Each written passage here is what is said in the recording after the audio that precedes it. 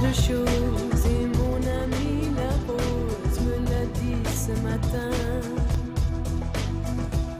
Voilà Dieu qui m'a fait couper la tête et je... Quand on dit jardin d'Orient, effectivement, ça peut aller de l'Espagne, quand elle était occupée, il y a très très longtemps. Ouais, exactement. Jusqu'à, on va... Taj Mahal. Oui, Taj Mahal. Ouais. Et les jardins hispano-mauresques, effectivement. Hispano-mauresques, C'est-à-dire l'eau étant le cœur du jardin, c'est-à-dire les fameuses lignes d'eau. Et puis, évidemment, toutes les plantes méditerranéennes, les palmiers, les orangers, les oliviers, les rosiers qui étaient très présents dans ces jardins. Et l'Institut du monde arabe a décidé de faire une exposition à la fois à l'intérieur, où on revoit un peu l'histoire des jardins, comment on puisait l'eau, comment était née l'eau, les jardins des princes, parce que le jardin à l'époque, c'était aussi un moyen d'exprimer sa fortune et son assise politique. Mais c'était surtout visible au Moyen-Orient, Proche-Orient, mais avant les Grecs, il y avait des jardins ou pas? Non. Oui, il y avait déjà, depuis le jardin, bon, c'était déjà l'eau. Babylone. Babylone, les jardins oui. de Babylone, mais bon, ça reste un petit peu énigmatique. Babylone, on ne sait pas trop si c'est vrai ou pas, en tout cas. Oui, il y a des représentations de ces fameuses pyramides tronquées où on avait des jardins en étage. C'est un peu la légende, ça, d'accord. C'est une les légende. Romains, les jardins, bon. Oui. Dès qu'il y a eu de l'eau, il y a eu des jardins. Et surtout dans les pays arabes, etc., là où il y avait des déserts, etc., on a voulu créer des oasis, donc des jardins. Voilà, donc voilà. Autour de l'eau, se sont construits des jardins. Et puis, donc, des jardins, ça veut dire aussi des récoltes, ça veut dire la consommation de fruits, de légumes, etc. Donc, à la fois un esprit esthétique, mais également un esprit utilitaire et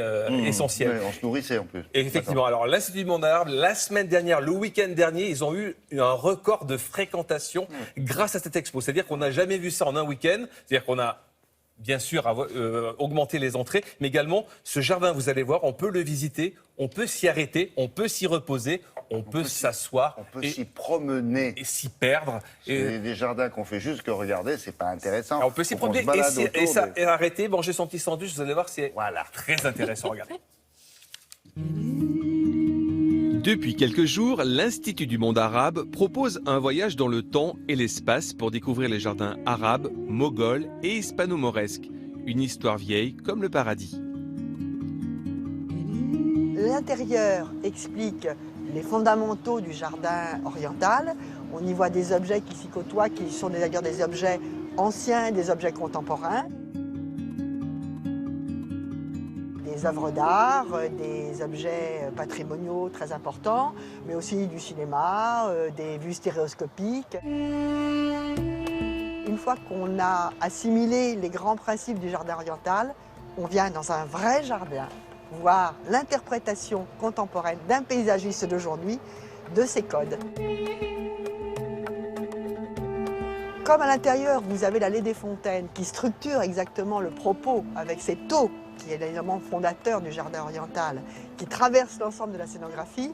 Ici, vous avez un canal autour duquel l'espace est construit de façon extrêmement géométrique, comme le sont les carrés qui sont à l'intérieur du jardin oriental.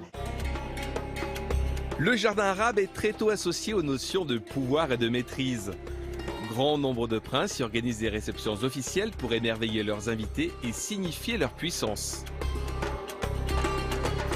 Quelles sont justement les bases végétales de ces jardins? Le palmier dattier, vous en avez à l'extérieur, qui est celui qui est le premier symboliquement arrivé dans ces jardins orientaux. Le palmier protège l'olivier, le cyprès qui structure.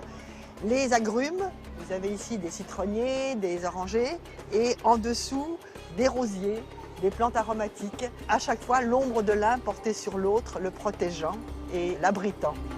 La structure aérienne est le point central de ce jardin. Les plots métalliques supportant ce tapis volant végétal représentent la canopée virtuelle des arbres poussant dans les mangroves. L'idée, ici, c'est aussi de jouer avec des anamorphoses. Une énorme anamorphose conçue par François Bellanet qui s'élève au-dessus du tapis, qui est une œuvre donc, qui renvoie à la façade de Jean Nouvel et qui, en même temps, emmène le regard vers l'infini avec une image recomposée qui est le polygone étoilé et qui rappelle effectivement aussi cette dimension spirituelle du jardin oriental. L'anamorphose et les jardins d'Orient ne s'étaient jamais rencontrés jusqu'à aujourd'hui.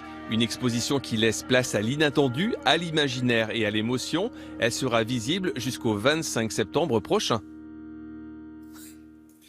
L'Alhambra aussi. C'est toujours aussi beau C'est l'Alhambra. Ah, c'est Oui. magnifique, c'est magnifique. Ouais. Il y a le canal, les jardins hispano-mauresques, c'est ça. L'eau C'est la présence de étant l'eau, la ouais, colonne ouais. vertébrale de chaque jardin. Et sans eau, on ne fait rien. Et tout tourne autour de ça. Qu'est-ce qui était bon dans l'histoire Le Japon, évidemment. Ouais, le Japon, là, Il c'est y a plutôt très des jardins zen, il y plutôt a très secs au longtemps. départ. Il y a très longtemps. Il y a très Aussi. longtemps. Ouais, exactement. C'est jusqu'en... Ah ben c'est jusqu'en On a le temps, jusqu'au mois de septembre, donc on a le temps. C'est même l'installation sur le toit, là Ah oui, oui. Ah ouais. Et là, il est très jeune parce qu'on l'a filmé tout à fait au départ. Donc là, il va prendre son corps tout au long de ces prochaines semaines quand il fera beau. Et vous allez pouvoir vraiment déguster ce jardin. La définition de l'anamorphose, c'est quoi, Olivia? Alors, définition, phénomène produit à l'aide de miroirs ou de lentilles cylindriques observé lorsque le système optique permet de passer d'un objet à son image et amplifie différemment D'accord, les dimensions. merci beaucoup. Elle a une Voilà. robe anamorphose. Hein.